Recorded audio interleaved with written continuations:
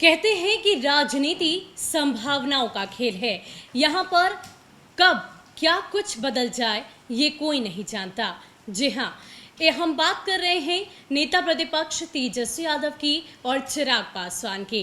दरअसल नेता प्रतिपक्ष तेजस्वी यादव के तेवर इन दिनों बदले बदले से दिखाई दे रहे हैं और चिराग पासवान के प्रति उनका प्यार उमड़ता हुआ दिखाई दे रहा है। लगातार नजदीकियां बढ़ती जा रही है। एक बार नहीं बल्कि कई दफे तेजस्वी यादव ने इस बात की चर्चा कर दी है कि अगर चिराग पासवान हमारे साथ आना चाहें तो उनके लिए हमारे राजनीतिक दरवाजे खुले हुए हैं। इतना ही नहीं, रामविलास पासवान की जयंती समारोह का आयोजन आरजेडी के प्रदेश कार्यालय में किया जा रहा है और इन सब को लेकर एक नए सियासी समीकरण को साधने की कोशिश तेजस्वी यादव की तरफ से की जा रही है। अब ऐसे में नेता प्रतिपक्ष तेजस्वी यादव और चिराग पासवान की बढ़ती नजदीकियों के मायने क्या हैं और बिहार की राजनीति में किस प्रकार ये एक नया मोड़ लेकर आएगी, इन्हीं बातों को लेकर आज हम चर्चा करेंगे। और इस चर्चा में हमारे साथ हैं हमारे वरिष्ठ सहयोगी विवेकानंद। उनसे ही जानने की कोशिश करेंगे कि आखिर आने वाले वक्त में बिहार की राजनीति में इनकी बढ़ती नजदीकियां कौन सा मोड़ लेकर आएगी। देखिए, चिराग पासवान और तेजस्वी के बीच नज़दीकी जो है हाल के दिनों में, आप विगत 15 दिनों की अगर बात करें तो हाल के दिनों में नज़दीकियां बढ़ी हैं। जब से लोजपा में विभाजन हुआ है, लोजपा में टूट हुई है, 5 जो सांसद हैं अलग हुए और वो जेडीयू कहीं ना कहीं वे 5 सांसद जेडीयू से नज़दीकी बना लिए हैं। तो वैसी स्थिति में चिराग पासवान एक बार फिर से, एक तो नीतीश कुमार पर वे अटैक कर ही रहे हैं, दूसरी तरफ उनका सॉफ्ट कॉर्नर है तेजस्वी यादव के प्रति।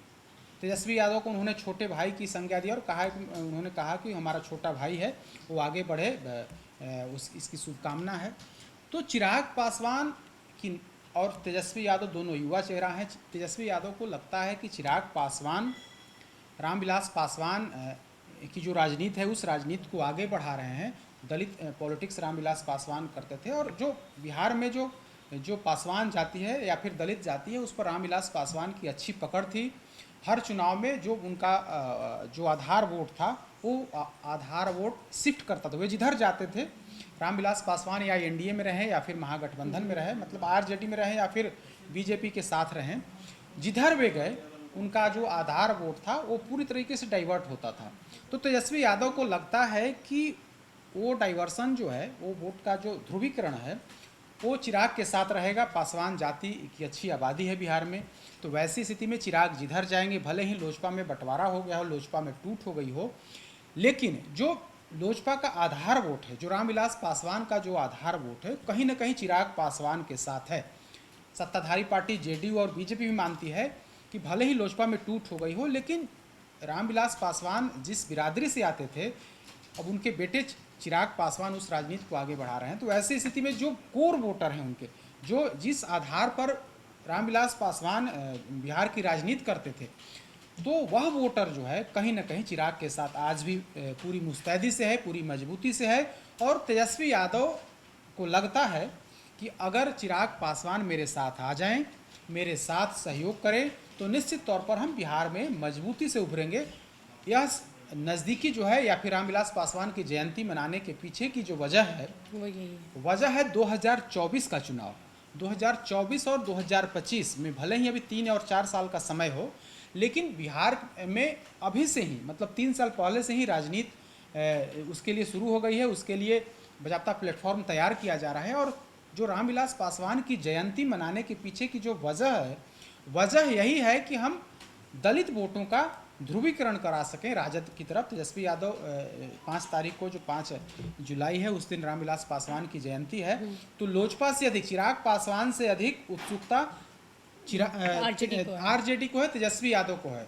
पहली दफे इस तरीके का आयोजन हो रहा है कि जब रामविलास पासवान की जयंती राजद नेताओं की तरफ से राजद के प्रदेश कार्यालय में आयोजित की जाएगी और उसमें तेजस्वी यादव सरीखे अन्य जो नेता हैं उसमें शामिल होंगे। तो निश्चित तौर पर इसके पीछे की जो छुपा हुआ जो हिडन एजेंडा है वो यही है कि दलितों पर हम डोरे डालें, हम चिराग पासवान को सहानुभूति दे करके उनको अपने पाले में ले आएँ, ताकि इसका सीधा नुकसान जो है एनडीए गठबंधन को हो, बीजेपी और जेडीयू को।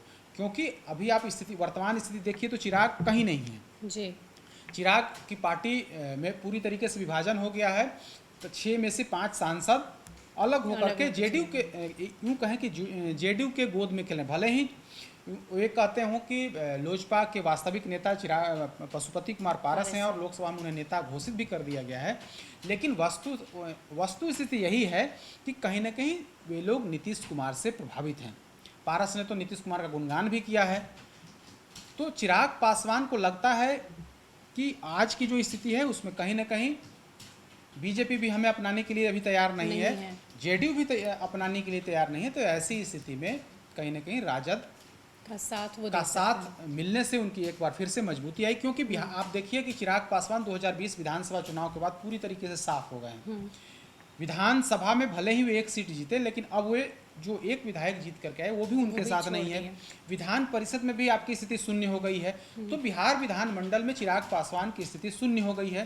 बिहार जो लोजपा का आधार राज्य है, उस आधार राज्य में लोजपा का खात्मा यह बताता है कि अगर चिराग पासवान इसी तरीके की राजनीति करेंगे तो उनका समाप्ति की ओर उनका कदम होगा। तो ऐसी स्थिति में चिराग की जो अगली रणनीति है कि वे अगर भाजपा उन्हें एक्सेप्ट नहीं करती है, भाजपा उन्हें सरकार में केंद्र सरकार में उन्हें शामिल नहीं कराती है, तो ऐसी स्थिति में उनके लिए दरवाज़ा खुला हुआ है। और वही नतीजा है कि तेजस्वी यादव रामविलास पासवान की जयंती मना करके यह मैसेज देना चाहते हैं कि हम दलितों के उत्थान की बात करते हैं। कल तेजस्वी यादव ने यह कहा भी कि रामविलास पासवान गरीबों, शोषितों, जो पिछड़े की राजनीति करते थे, समाज में बराबरी और गैर बराबरी की लड़ाई लड़ते थे, तो गैर बराबरी लोगों के साथ वे हमेशा खड़े रहते थे।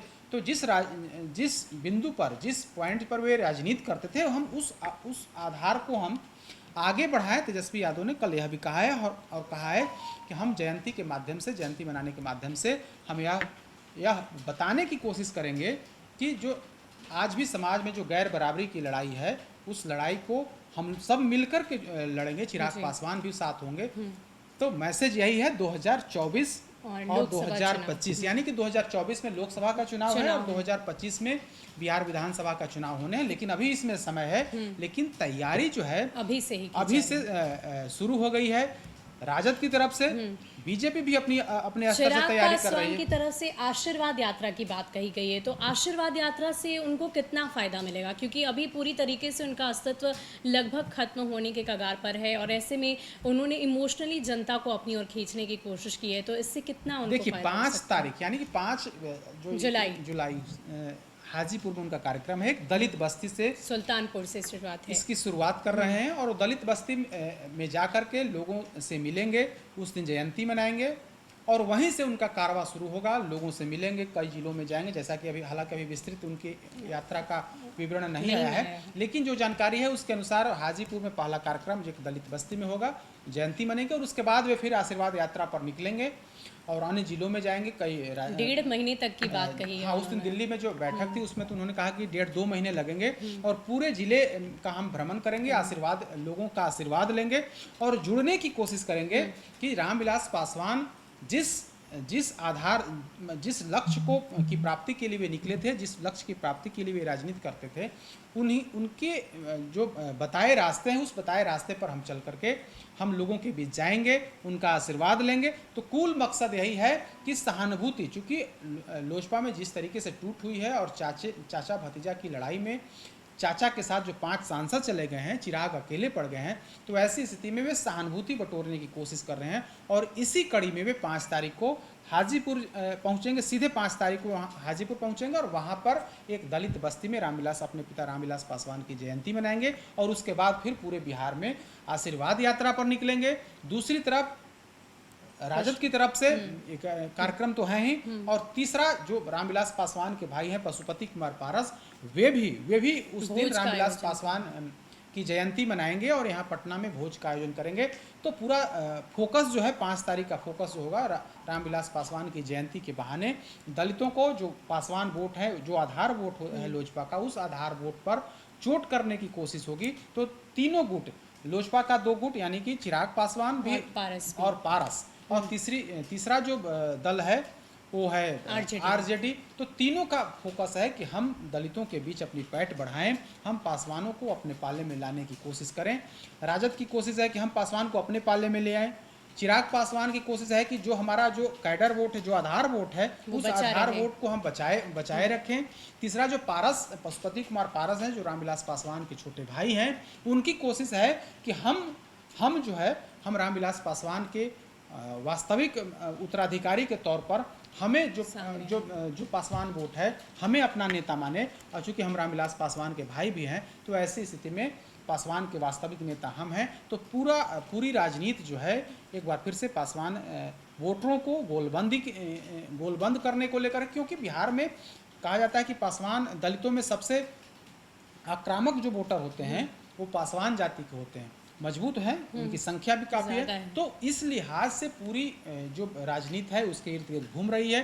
रामविलास पासवान अब हम लोगों के बीच नहीं है, तो वैसी स्थिति में उनका आधार वोट पर सब लोगों का ध्यान है।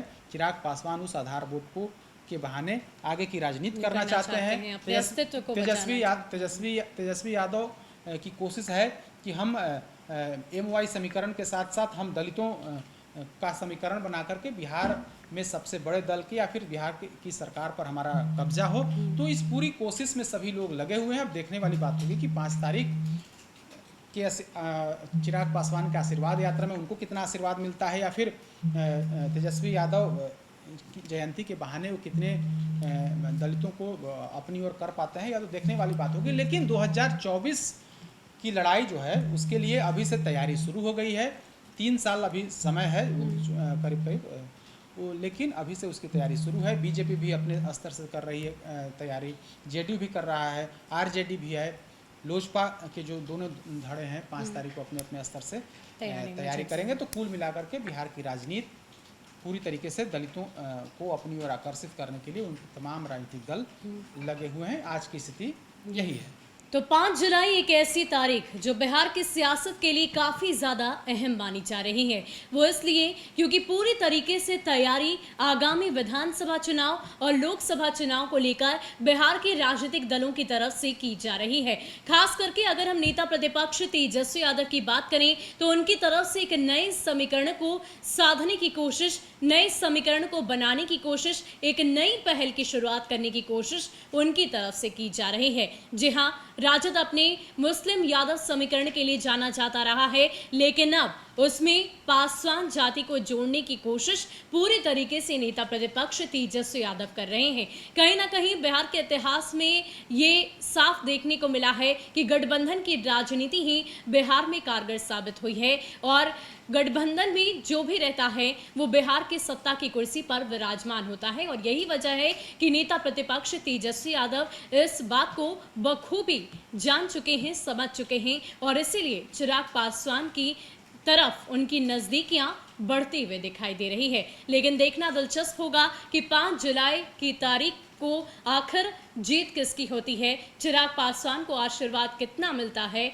और नेता प्रतिपक्ष तेजस्वी यादव क्या नए समीकरण को साधने में पूरी तरीके से सफल हो पाते हैं या नहीं। इस पूरे मसले को लेकर आपकी क्या राय है, हमें कमेंट सेक्शन में जरूर बताइएगा। क्या आप सोचते हैं कि चिराग और तेजस्वी को एक साथ होना चाहिए या नहीं, या बिहार की सियासत में आगे कौन सा मोड़ आ सकता है, ये हमें कमेंट सेक्शन में जरूर बताइएगा। फिलहाल के लिए इतना ही। ज्यादा अपडेट के लिए आप बने रहिए न्यूज़ 1 नेशन के साथ। नमस्कार।